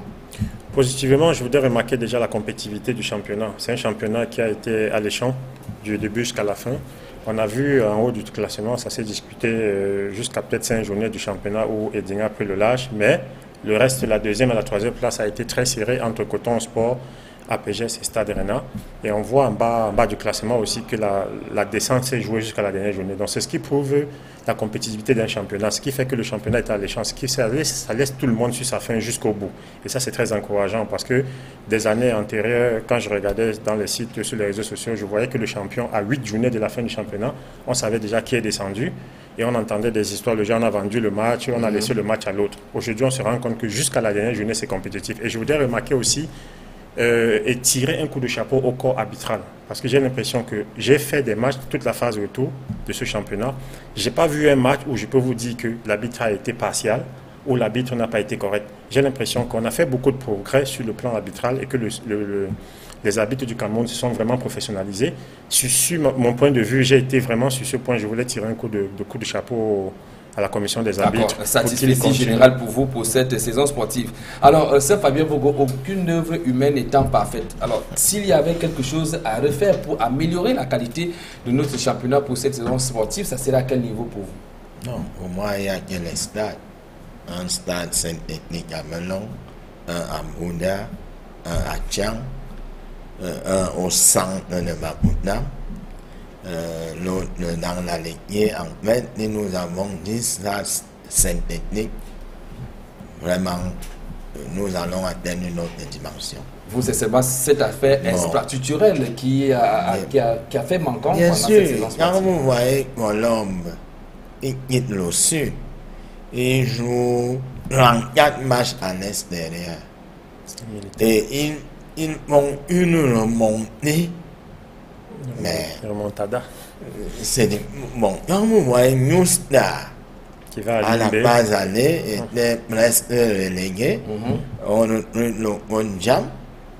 Et puis, je peux même vous dire que New Star aurait pu nous mener à limite 3-0 en 30 minutes. Nul n'était qui sortait des matchs contre l'Union sous la pluie. Ils arrivent à limiter sur le soleil, comme disait la coach. Moi, il y a la qualité des stades, c'est la seule maladie. Bon, qu'il va falloir faire. Peut-être qu'on peut faire. Et que les gens restent professionnels. C'est-à-dire, je suis à la commission des désignations. Je n'aime pas l'hôtel, on doit rester professionnel. Et même quand les arbitres arrivent de l'hôtel, c'est vrai que, comme disait Serge, à 95% ou à 98%, même ils sont bons. Bon, il y a encore certains qui obéissent aux ordres de certaines personnes. Alors, nous allons donc vous proposer tous les résultats de cette 34e et dernière journée du championnat Ligue 1. On a donc en image UMS de Loum qui a donc battu Edisport Laleke, 2-1. Cela l'a levé en rien le titre de champion, arraché par Edisport Laleke avant même la fin de cette compétition. Astre a pris le dessus sur le Canon sportif de Yaoundé. Astre, à travers cette victoire, a donc assuré son maintien en Élite 1. Lyon blessé est tombé face à Union de Douala, 0-2. Défaite également de Lyon Sport Academy de Bamenda face à Coton Sport de Garoua, 1-2. Victoire de Unisport 1-0 face à l'Aigle. Dragon tombe à domicile face à Feuchi FC, 1-2, 1 but partout entre Colombe et New. Ça, nous l'avons vu en image. Tout comme le match à PGS, Bamoutos, victoire de PGS. Et enfin, Racing de Bafoussam 2, Stade Rennais de Melon 0. On se pose quand même des questions, Serge Blanco. Comment cette défaite face à Racing vous n'aviez pas la motivation ou bien parce que Stade Rennais avait déjà assuré le maintien? Ben non, la motivation était là parce qu'on n'avait qu'une 3e place à jouer. C'est juste qu'on est tombé sur un adversaire qui jouait sa suivi en première division et qui a tout fait. Quand je dis tout fait, ça veut dire qui était prête à tout pour se maintenir. Donc on est tombé contre une équipe en dernière journée qui jouait sa suivi. Et malgré le fait qu'on en jouait, on espérait avec une victoire contre Racing que APGS allait faire un faux pas contre Bamboutos. Bon, dans la mesure où c'était déjà parti, c'était compromis notre qualification pour la 3e place. Et on a fait une entame du match très bonne où on a dominé, mais on n'a pas concrétisé. Et Racing a eu une occasion et puis ils sont mis en confiance. Donc moi je pense que Racing a mérité sa victoire. En plus, ils jouaient leur suivi. Donc quand quelqu'un joue sa suivi, il est plus dangereux. Donc c'est tout. Restons justement avec Racing de Bafoussam parce que la situation de Racing reste un peu ambiguë parce que quand on regarde le fond du classement, c'est vrai, Racing est le premier relégable malgré cette victoire. Racing totalise désormais 39 points avec derrière lui Lyon blessé de 8 points et le Canon Sportif Yaoundé déjà condamné à la relégation. Alors quand on note quand même Saint-Fabien Vogo, je vous interpelle non seulement à votre qualité de président de Edin, mais en même temps en tant que président quand même responsable de la Ligue de football du centre, même si cela a été dissous avec la mise sur pied du comité de normalisation. Alors comment comprendre que la Ligue de football professionnel du Cameroun ait quand même programmé ces matchs de la dernière journée alors qu'il y a encore des litiges qu'il fallait à tout peu vider? Il y a notamment Racing qui a un litige face à Fetchi FC. Ce même Fetchi FC a un litige contre New Stade de Douala. Et quand on sait que si jamais Racing avait gain de cause, il y aurait véritablement un chamboulement au niveau de la queue du classement et même de l'équipe qui doit donc descendre. Comment comprendre cette situation? Non, c'est simple, Étienne Pascal. La Ligue ne peut pas empêcher à Racing, qui reçoit la feuille de l'homologation, d'aller payer la caution à la chambre de recours. Et quand il paye, ça veut dire que cette chambre-là doit encore s'asseoir pour statuer. Vous ne pouvez pas empêcher à quelqu'un de faire appel. Donc, ça veut dire que la Ligue a fait son travail, la commission d'homologation a fait son travail, mais Racing n'est pas d'accord avec, peut-être, avec ce verdict, à tort ou à raison. Là, je n'en sais rien. Mais la Ligue étant quand même au courant de tout ce qu'il y avait comme recours, aussi bien au niveau soit de la commission d'homologation de la Ligue elle-même, ou au niveau de la FECAFOOT, ou bien au niveau de la chambre de conciliation d'arbitrage du Comité national olympique et sportif camerounais, devait quand même prendre certaines dispositions pour vider d'abord tous ces contentieux afin qu'il n'y ait pas de chamboulement à la fin. Non. Vous voyez, cette hypothèse là coûte très cher au président du club. Chaque jour, il faut entretenir les joueurs qui s'entraînent depuis septembre de l'année dernière ou octobre. Le championnat devait commencer en décembre, en janvier, commence en février. Vous voyez que garder les joueurs qui payent tout ça. Donc la Ligue, quand la commission de la Ligue a déjà statué, ce n'est plus le problème de la Ligue. Maintenant, si la Ligue ajoute un mois encore pour attendre le jour où la commission de recours va statuer, alors là, les clubs peuvent dire à la Ligue, ah non, ce championnat a assez duré. Dès lors même qu'il y a une note du ministre qui dit que le championnat doit recommencer au plus tard le 15 ou le 17 décembre. D'accord. Or, les joueurs vont donc se reposer quand? Donc il y a un souci du côté de la Ligue de football professionnel du Cameroun, si je comprends bien, qui doit être resté dans les délais, mais quand même, ça met quand même les équipes en suspens. Vous imaginez à cet instant où si vous aviez un litige avec Coton Sport de Garoua et que vous serrez sur le fil et qu'après votre sac, comme vous dites après que Coton a eu gain de cause et que c'est désormais Coton Sport qui est sacré champion du Cameroun, ça pose quand même un problème. Non, j'explique. Et puis, un erreur championnat qui fait 7 mois. Bien qu'il était annoncé pour commencer au mois de décembre de l'année dernière. Donc, maintenant, quand les commissions de la Ligue statuent, surtout la commission d'homologation, elle n'est plus responsable d'avoir l'instance fédérale, qui est la Fédération camerounaise de football. Donc, ils ne peuvent pas empêcher ou bien bloquer, ils vont jouer.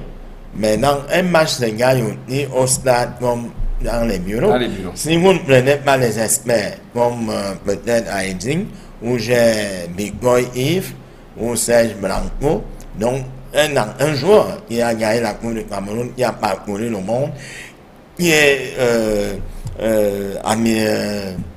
manager général, il veille. D'accord. Il veille à la qualité des joueurs, aux licences, au carton. Vous pouvez gagner 5 matchs et perdre les 5. D'accord. Alors, Serge Blanco, vous voulez réagir avant qu'on vous propose les résultats de la 34e journée partielle de l'Elite? Oui, je voulais dire qu'il faudrait... je pense que la commission d'homologation des recours est indépendante de la Ligue. La Ligue programme ses matchs à un calendrier qu'il faut suivre. Bon, maintenant, je crois que la solution, ce qu'il faudrait faire, c'est que les recours soient examinés dans un bref délai. Donc, je veux dire que cette chambre siège le plus tôt possible pour pouvoir permettre à ce que le championnat ne soit pas faussé. Comme aujourd'hui, on se rencontre en D2, on ne sait pas encore qui est le troisième qui monte. En D1, on ne sait pas, il y a Feuille se retrouve dans 2 litiges et Racing compte sur ce litige. Donc, je pense que moralement, la moralité ferait que à la dernière journée, qu'on aille à la dernière journée avec déjà tous les litiges soldés. Donc, le problème serait que ces recours qui sont faits par des clubs qui sont dans leur droit, tu es dans le droit de porter recours, de porter des réserves, en espérant, comme il a dit, ça se joue sur le terrain, un match se gagne sur le terrain et hors du terrain aussi. Mais il faudrait juste que ces recours soient examinés dans un bref délai et pouvoir donner les résultats le plus tôt possible pour que ça ne puisse pas faucher peut-être la suite ou la fin du championnat, surtout au niveau des classements, parce que là, on a un classement partiel, on n'a pas un classement définitif. Il faut attendre le classement définitif de la Ligue.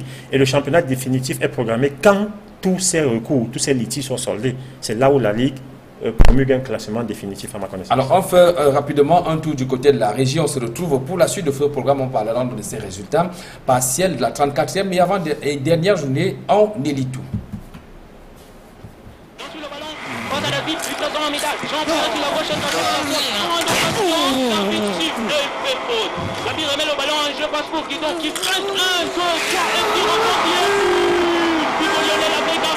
Il n'y a pas de football sans 33 Export. 33 Export, supporter numéro 1 du football.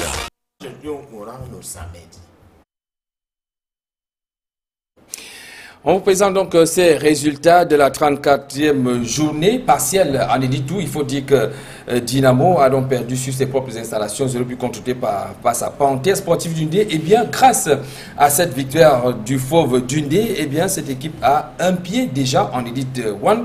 En attendant, bien évidemment, la rencontre reportée qui devait donc opposer PW de Bamenda à Fovu de Baham Fovu, un sérieux challenger. On note également la victoire de As Fortuna sur Douala Athletic Club. FC Yaoundé 2 est tombé face à TKC. Panthère Sécurité Garoua est battu par Renaissance de Ngoumou 1-0. Victoire également de Cosmos Dumbam sur Botafogo 1-0. Université Ngaoundéré tombe face à Bamboulé d'Nkambe 0 but contre toi. Il y a donc 3 rencontres, comme vous le voyez, qui ont été reportées. Il s'agit notamment de la rencontre qui oppose National à Avion, Matelo à As et Touameki et PW de Mamenda à Fovu de Baham. Une idée du classement non officiel au terme donc de cette 34e journée partielle. On a 2 équipes qui sont en tête. Il s'agit de FC Yaoundé 2 et As Fortuna, déjà obtenu leur ticket de qualification avec 60 points. Maintenant, pointe à la 3e position, la Panthère Sportive Dundee avec 57 points, suivi de Bamboulé de Cambé 55. Fovu de Baham, 54 points, moins un match en retard. Avec dans ce qu'on te disait tout à l'heure, ce n'est pas du tout évident de savoir qui de Panthère ou alors de Fovu de Baham va rejoindre donc cette 3e, c'est pas obtenir ce 3e ticket, permettant à la sélection d'évoluer la saison prochaine en Elite 1. Mais il faut noter, le président Sir Fabien Vogo, que ce n'est pas seulement le seul litige qui a cours en ce qui concerne l'Elite 2. On a également Botafogo de Douala qui également est porté des réserves et a porté l'affaire au niveau de la chambre de conciliation et d'arbitrage du Comité national olympique et sportif camerounais, parce que Botafogo n'est pas du tout d'accord par rapport à ce que au verdict rendu par la commission de recours, qui lui fait donc perdre 2 points sur son classement général. Et nous sommes allés à la rencontre du président de cette formation, Célestin Ketchanga, qui dénonce ainsi la mascarade dans le football camerounais et le manque d'équité dans la gestion de cette dernière. Nous l'écoutons au micro de Raoul Taboufoué. Nous avons suivi une injustice qui ne dit pas son nom. Je voulais rappeler à mes concitoyens, aux jeunes, aux amis que vous êtes, que le football camerounais, si nous ne faisons pas attention, je crois, tous les 2 ans, il y aura un phénomène nouveau, à savoir la normalisation. J'attire l'attention du président de la normalisation et son équipe d'être vigilants, d'être très attentionnés. Mais ça n'empêche qu'autour d'eux, il y a des crétins qui tirent notre football, qui traînent notre football, notre système dans la poubelle. Nous devions dire non. Une réaction face à cette sortie du président, quand même on peut qualifier ça de musclé de Célestin Kéchanga en ce qui concerne donc la situation de son club Botafogo. Bon, maintenant on a raison, c'est un homme blessé, un président de club de quelqu'un qui souffre au quotidien. C'est vrai qu'aucune œuvre humaine n'est parfaite. Bon, c'est aussi vrai que c'est son droit, c'est le droit de chacun. S'il n'est pas content de la décision, il aille à la chambre de recours, il y a les voies de recours. Il y a les voies de recours, mais en restant sportif et respectueux et sans oublier le fair play. Voilà, on note quand même que tous ces problèmes subsistent. Il reste donc à la Ligue de football professionnel du Cameroun de trouver la formule adéquate afin qu'il n'y ait pas de club lésé au terme de cette saison sportive. Alors, Saint-Fabien Mvogo finit l'euphorie sur le plan national parce que vous êtes le champion de l'édition 2017. À partir de 2018, ça ne sera plus Edine de la Léquier, vous serez désormais Edine du Cameroun. Alors, quel Edine sur la scène continentale la saison prochaine, parce qu'il faut noter que vos prédécesseurs n'ont pas toujours fait bonne figure. Hein. On a le cas de UMS de Loum, on a même le cas de Coton Sport de Garoua qui la toute première fois lors des matchs de poule de la Champions League est sorti avec 0 points. Alors, Edine Sport Allé qui est quelle configuration la saison prochaine sur la scène africaine? Merci Etienne.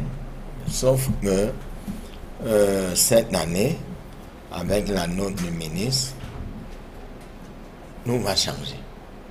Comment voulez-vous que Coton Sport du Cameroun, comme Apéges du Cameroun, et les autres vont débuter les premiers matchs à la compétition africaine, alors que les autres ont déjà joué 10 matchs, 15 matchs.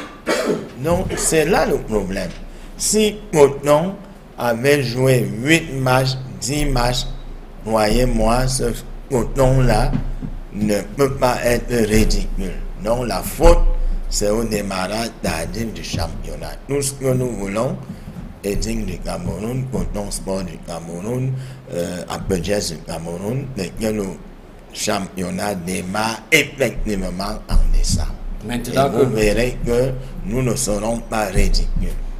C'est la situation que vous déplorez fort heureusement, vous allez la vivre cette saison, mais ça sera avec quel encadrement technique? Vous avez suivi tout à l'heure Nicolas Tonnier qui disait carrément au revoir, votre directeur technique. Alors, vous avez pensé à qui pour le remplacer? Ah ben, Tonnier, c'est à lui seul. Vous avez suivi qu'il a dit que le président avait accepté tout le monde qu'il a proposé. Donc, c'est à lui à nous amener un prédécesseur, même il a déjà prononcé son nom, mais vous verrez dans les jours à venir, dès lors que le contrat sera paraphé. Alors, qu'est-ce que vous pouvez donc promettre? Vous avez quoi comme ambition la saison prochaine? Est-ce qu'on peut avoir les ambitions de Sport Allé qui est sur la scène africaine la saison prochaine? Nous allons déjà là-bas pour apprendre. Nous, même dans le plan national, bien que nous soyons champions, il nous reste encore beaucoup de choses à améliorer. Donc, on n'apprend pas à la Ligue professionnelle en 1 an ou en 2 ans, même si tu finis premier. Donc, nous allons en apprentissage à la Ligue des Champions, bien que nous demandons à la Ligue, à la Fédération, au ministère du Sport et à l'État du Cameroun d'accompagner tous les représentants, y compris celui qui sera vainqueur de la Coupe, pour que les victoires se préparent. C'est fini. Les générations spontanées, Roger Mila, Manga Ongene, Koune Emmanuel, Samuel et nous, même Samuel et Serge et Jérémy, Rigaud, ils sont passés dans la case de formation. Donc maintenant il faut former. Voilà, donc n'est pas les résultats, n'est pas le hasard, ce n'est plus le hasard. C'était peut-être en 70 ou en 80 où il y avait les générations exceptionnelles. Il peut avoir 2 ou 3 jours. Maintenant, il faut former et il faut préparer à être vainqueur. Ça se prépare. Où l'Afrique de l'Ouest et l'Afrique du Nord ont un pas sur l'Afrique centrale. Alors, vous avez déjà décrié un inconvénient tout à l'heure, c'est-à-dire le début tardif de la compétition, mais il y a également l'encadrement technique. Alors, il y a un nom que nous on a suivi, je vais vous poser cette question. Bonaventure Djokep, vous l'avez approché, c'est lui qui serait le prochain directeur technique de Edin Sport Laleke. J'ai dit tout à l'heure, c'est le directeur Donier, le manager Victoire, le directeur sportif. Mais vous ne reconnaissez pas quand même qu'il y a eu quelques approches? Bien sûr, mais rien n'est concrétisé. C'est l'un des entraîneurs les plus campés du Cameroun, tout comme les Akono, Julionga, Karam Michel, ils sont pleins. D'accord. Mais nous, Bonaventure, que j'ai admiré comme joueur, quand il était dans Unisport, Tonnerre, Union, monter aussi son sac, s'il vient aussi pour encadrer, alors, en ce qui concerne maintenant les joueurs, vous avez pensé à renforcer votre sélection? On peut déjà avoir quelques noms que certainement, soit vous avez chippé à Sadrena, je suppose, ou alors d'autres équipes sur le plan national. Quelle sera la configuration de l'effectif de Edin Sport Laleke la saison prochaine?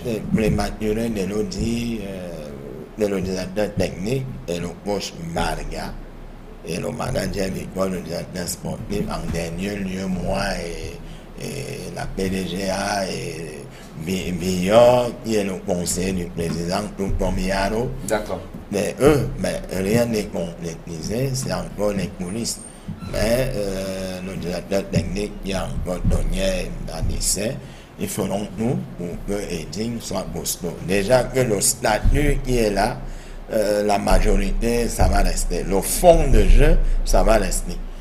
Donc nous allons améliorer, puisque là nous allons jouer du 3 tableaux et il faudra beaucoup de jeunes, parce que c'est le foot, c'est les jeunes. Mais il faut les rompus de la compétition et les rompus du championnat et beaucoup d'expérience. Donc vous ne voulez pas nous citer quelques noms que vous avez en donne Aminou qui a signé, qui vient de Vita Club. Bon. Les autres sont encore en négociation. Vous avez suivi Serge, ça ne dort pas, ça tourne partout. Justement, Serge Branco Namokon, vous qui ambitionnez d'être champion la saison prochaine, ça ne sera pas quand même avec le même effectif de Stade Rennais, je suppose? Bon, ambitionner d'être champion, c'est un peu trop dit. Ça va être prétentieux de dire que Stade Rennais l'année prochaine va être champion. On a la chance d'avoir fait une bonne saison, d'avoir fini 5e, après avoir titillé la 3e place. Et on va construire. Il faut d'abord assurer la stabilité. On a une jeune équipe, on vient d'arriver en première division. On espère avoir la chance de UMS et Edin dès la 2e saison d'avoir été champion. On ne crachera pas dessus. Mais on est là pour construire une équipe stable. On a le président qui a mis les moyens. On a un staff complet qui est avec le coach Wente, le directeur sportif Michel Fotso, l'entraîneur Mathurin Kameni, que vous connaissez bien. On travaille ensemble pour essayer de préparer la saison prochaine et essayer de faire une équipe qui va colmater les erreurs ou bien les manquements de cette année. Puisqu'on a vu ce qui s'est passé. On a une équipe qui a été invaincue à domicile. On est fort à domicile sur le plan physique, sur le plan défensif, on est bien. Il va falloir ajouter cette couche cette couche technique et offensive pour pouvoir espérer déjà assurer son maintien et puis essayer de titiller les clubs du haut du classement. Mais aujourd'hui, on a vu que dans le championnat camerounais, c'est des clubs qui sont mieux organisés et qui font dans la formation et qui sont devant. On voit encore l'année prochaine à Yaoundé avec Fortuna et Yaoundé qui monte. On aura 5-6 équipes à Yaoundé en première division. Ça veut dire que c'est des clubs qui ont pris du temps de préparer des choses. Il faut préparer, il faut être patient, il ne faut pas chambouler à tout moment. Et surtout, il faut avoir des présidents qui ont des staffs autour d'eux, qui connaissent la chose, à qui ils laissent les mains libres de travailler, comme le président Saint-Fabien Vogo. D'accord. Alors, je vais donc vous proposer ces images parce qu'il faut déjà noter que les Interpol 2017 profilent à l'horizon. Il y a déjà des régions qui connaissent déjà leurs représentants. C'est le cas de la région du Sud Cameroun avec la finale qui a opposé cette formation des Diables, des Diables Rouges. Diables Rouges, donc, c'est un nouveau nom, mais c'est l'équipe qui va donc représenter la région du Sud Cameroun lors des Interpol en 2017. Je propose ces images avec ce reportage de Avega qui revient sur les temps forts de cette finale. Le championnat régional du Sud a livré son épilogue il y a quelques jours au stade municipal Nkobos de Bolova. Diable Noir de Bolova en maillot noir s'est taillé la part du Lion. Diable Noir de Bolova affronté en finale Promote FC de la même ville. Diable Noir, dans sa lancée, ouvre le score sur penalty et tient l'avantage à la première manche.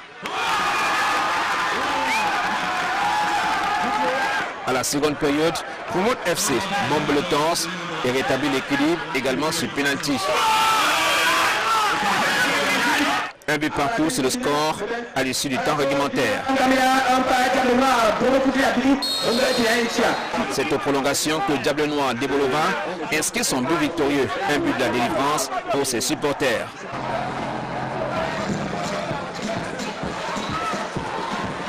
Diable Noir de Bolova enlève ainsi le titre de champion du Sud et sera le porte-étendard de la région au prochain tournoi Interpol.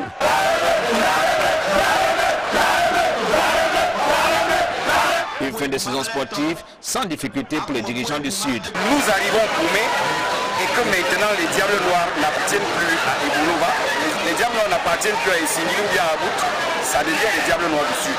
Et que les ligues du Sud se mobilisent pour soutenir son équipe afin qu'on puisse avoir l'élite au Sud, à Iboulova cette année. Exit le club mythique épervier au Bamboulou qui n'a pas tenu son rang cette saison sportive dans la région du Sud. Précisant tout point utile, c'est l'une des deux ligues. Et voilà donc le champion de la région du Sud, le représentant, du moins c'est déjà connu. C'est une véritable révolution que l'on note en ce qui concerne le football camerounais, parce qu'il faut dire que dans le Sud Cameroun, c'était beaucoup plus épervier des Bolova, et cette fois on a un nouveau club, tout comme dans la région du centre, hein.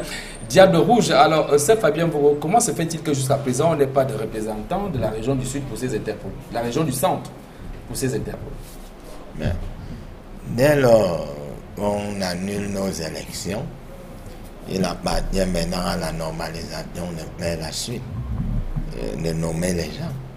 Et puis, au centre, nous avons notre science, que je ne veux pas dévoiler ici.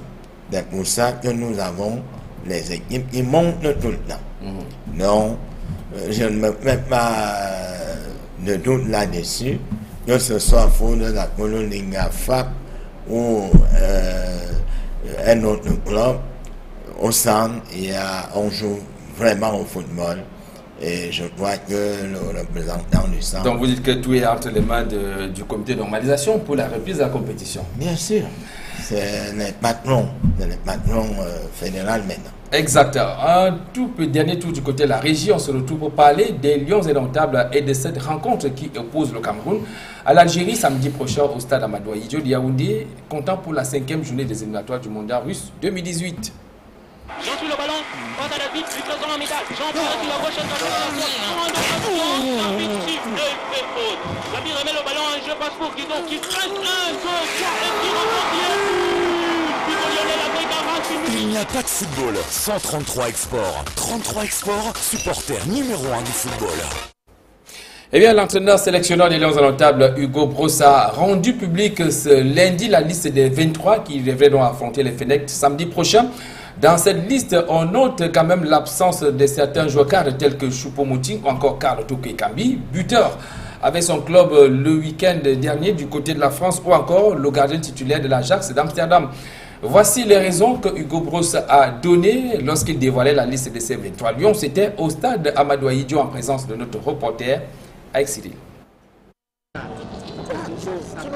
Avant de donner la liste des joueurs convoqués pour la prochaine sortie des Lions indomptables du Cameroun, Hugo Broos annonce d'abord une mauvaise nouvelle. Hier soir, on a reçu un message de Choupo qui est de nouveau blessé. Donc il ne vient pas. Il n'est pas capable de jouer le match du samedi prochain. Choupo-Moting, une fois de plus blessé, cela commence à agacer l'entraîneur national. Les 2 matchs contre l'Afrique du Sud, Choupo blessé. Alors la France et Mauritanie, il a été là. Après on a joué contre la Gambie et le Gabon, match amical, blessé. Après on a joué contre l'Algérie, il était là. Après on a joué contre la Zambie, blessé. Après on a fait la CAN, il a refusé de venir à la CAN parce qu'il disait que j'avais pas de respect pour lui et la relation entre nous n'était pas bonne. Après on a eu le match de Tunisie et Guinée. Il a joué un mi-temps contre la Tunisie, blessé. Il a dû se rentrer plutôt à Schalke, où il jouait encore. Après, on a eu la Coupe de Confédération, blessé. Ça ne va pas venir avec nous. Après, on a eu le Nigeria.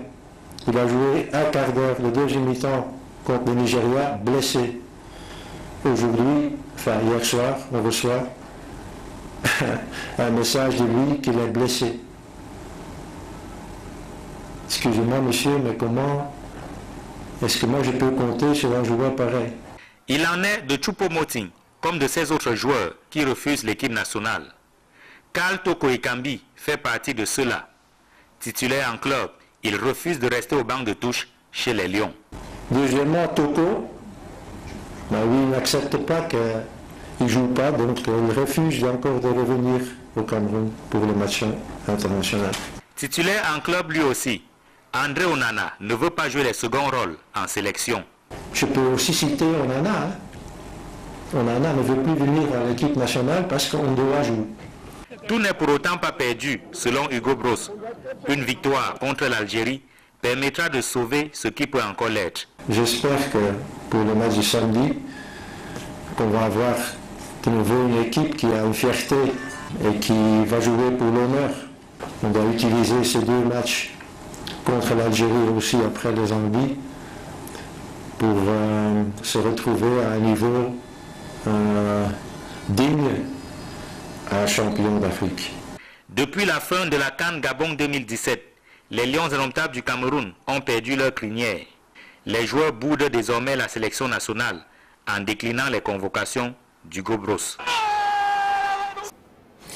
Alors, Serge Blanco-Namokon, les explications avancées par Hugo Broos pour expliquer l'absence quand même de certains joueurs qui font sa sensation dans leurs différents clubs en Europe dans cette liste des 23, vous a convaincu?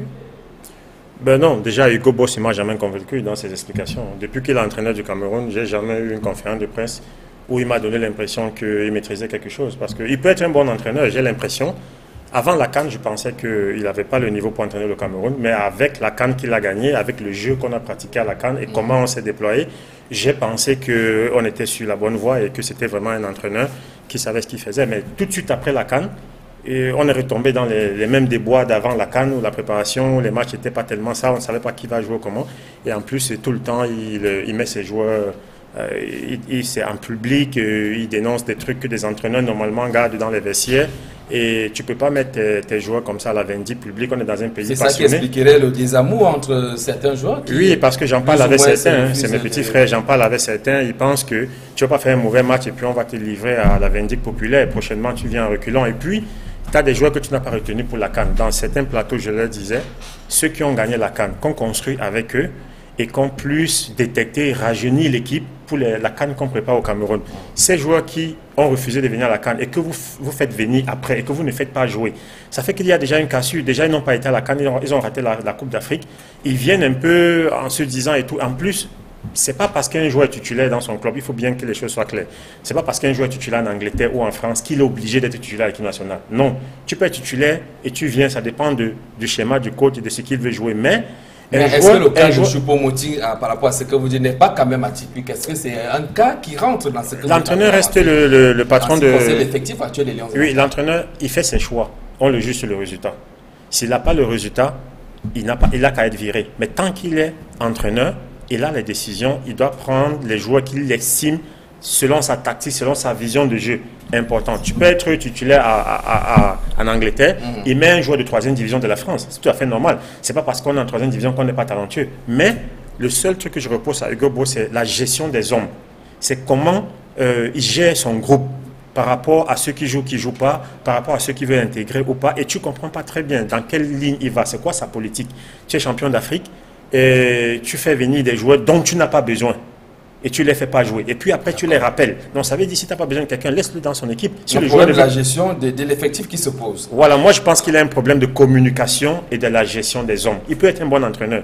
Mais pour moi, communication et la gestion des joueurs, pour moi, je pense qu'il n'est pas à la hauteur. Alors, communication et gestion de l'effectif. Alors, c'est Fabien Vogo, l'autre constat que l'on fait en observant cette liste des 23, c'est qu'il y a un seul joueur sur le plan local qui a été appelé dans cette liste. Et il s'agit notamment de Frans Pangop, sociétaire de l'Union sportive de Douala. Alors, vous qui venez d'être nouvellement sacré champion du Cameroun, avec quand même ce que Edin Sport Aleke a déployé, a démonté cette saison, quelle appréciation est-ce que vous faites quand vous vous rendez compte que ces choix, ce soit seulement ces joueurs de l'Union de Douala qui soient appelés à intégrer la table de Lions dans le tableau aujourd'hui et non un joueur quand même d'Edin Sport Aleke qui est champion du Cameroun?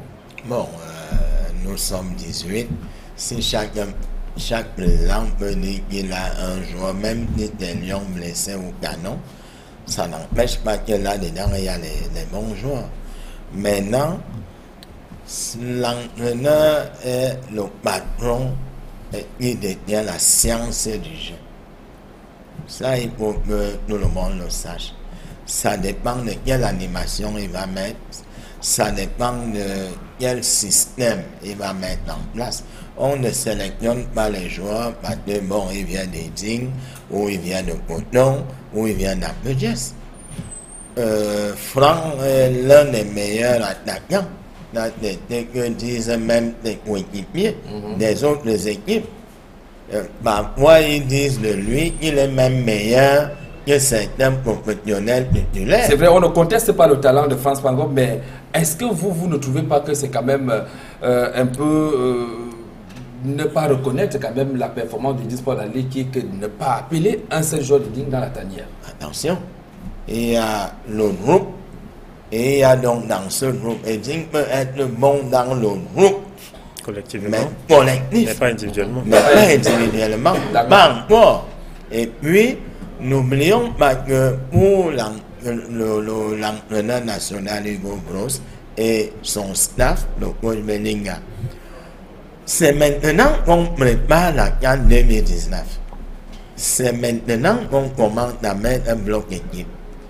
Maintenant, l'entraîneur est le seul patron qui justifie ses choix. Alors, ça, Fabien, en tant que président de club, aurait vu encore, si vous avez eu, vous aurez eu comme entraîneur Hugo Broos avec tout ce qu'il a eu comme résultat après la Coupe de la Coupe d'Afrique qu'on a remportée au Gabon, vous l'aurez toujours maintenu au niveau du banc de touche si vous étiez, si jamais il était par exemple entraîneur des sports et qui ferait ses résultats après la Coupe d'Afrique Nation 2019. Bien sûr, en Coupe d'Afrique, n'oublions jamais qu'il y a la main de Dieu et il y a la forme de ce moment-là. Donc, nous ne pouvons pas juger un entraîneur parce que nous n'avons pas joué les demi-finales de la Coupe des Confédérations. On a vu certains matchs qu'on aurait dû gagner ou dû mener. Non, aucun match ne ressemble à un autre. C'est pourtant que la balle est ronde. D'accord. Bon, maintenant, Hugo Broos communique, c'est-à-dire quand il a été joueur dans ses équipes titulaires, même à l'équipe nationale de Belgique. Bon, maintenant, il a certainement un coach de patron à lui de galvaniser et d'appeler ce joueur à faire plus d'efforts. Donc, le patron à lui, il y a un entraîneur à peut-être parce que le match de samedi n'avait pas d'enjeu. Non, non. Chaque match a un enjeu. Et nous avons des drangolés de 10 places. Il faut vite on rebondit. Pour gagner des sélections pour on va bientôt sortir de ce programme Serge Branco en quelques secondes. Oui, ce que je voulais dire, c'est concernant la sélection de Franck Pangop. Je veux pas, c'est un joueur talentueux, on le voit sur le terrain camerounais, mais je pense que il n'a pas peut-être expliqué déjà encore c'est quoi, pourquoi il est appelé, parce que moi je trouve que dans ce championnat, il y a beaucoup de joueurs talentueux. Si tu vas, le meilleur joueur du championnat camerounais qui finit meilleur buteur, qui est Elimbi Deg de Tchang, qui finit deuxième meilleur buteur, il a beaucoup de talent, il joue au même poste que Franck Pangop. Il y a des joueurs, même dans mon équipe à Stade Rennais, j'ai un bon ailier qui s'appelle Mundongo, j'ai un défenseur qui s'appelle Alokou, oui, qui n'ont jamais été présélectionnés même à l'équipe A. Mais j'ai l'impression qu'on prend des joueurs seulement qui jouent à Union ou qui jouent dans des clubs connus. Je ne sais pas si c'est parce que les présidents ont des grandes positions stratégiques dans la ligue ou dans la fédération. Merci. Mais j'ai vu le coach Belling à venir à Mélan, déjà regarder des matchs. C'est déjà encourageant. Ça veut dire que la détection se fait, mais il faudrait que les clubs du championnat camerounais aient des joueurs à l'équipe nationale pour galvaniser d'autres joueurs et même appeler le public à aller au stade. D'accord, c'est donc sous cette note d'espoir, d'appel donc à plus d'intérêt à notre championnat local que nous allons mettre en terme à ce programme tout en vous remerciant. C'est Fabien Bogo, bonne chance sur la scène africaine, mais également bonne chance à vous, Stade Serge Branco, avec Stade Rennais pour la saison sportive prochaine. Merci à vous qui nous avez suivis tout au long de ce programme. Merci également à la grosse équipe de production qui travaille dans l'ombre pour que vous ayez ce que nous avons eu aujourd'hui. Merci. Donnons-nous rendez-vous lors des prochaines tranches consacrées au sport sur Equinox Télévision. Bonsoir.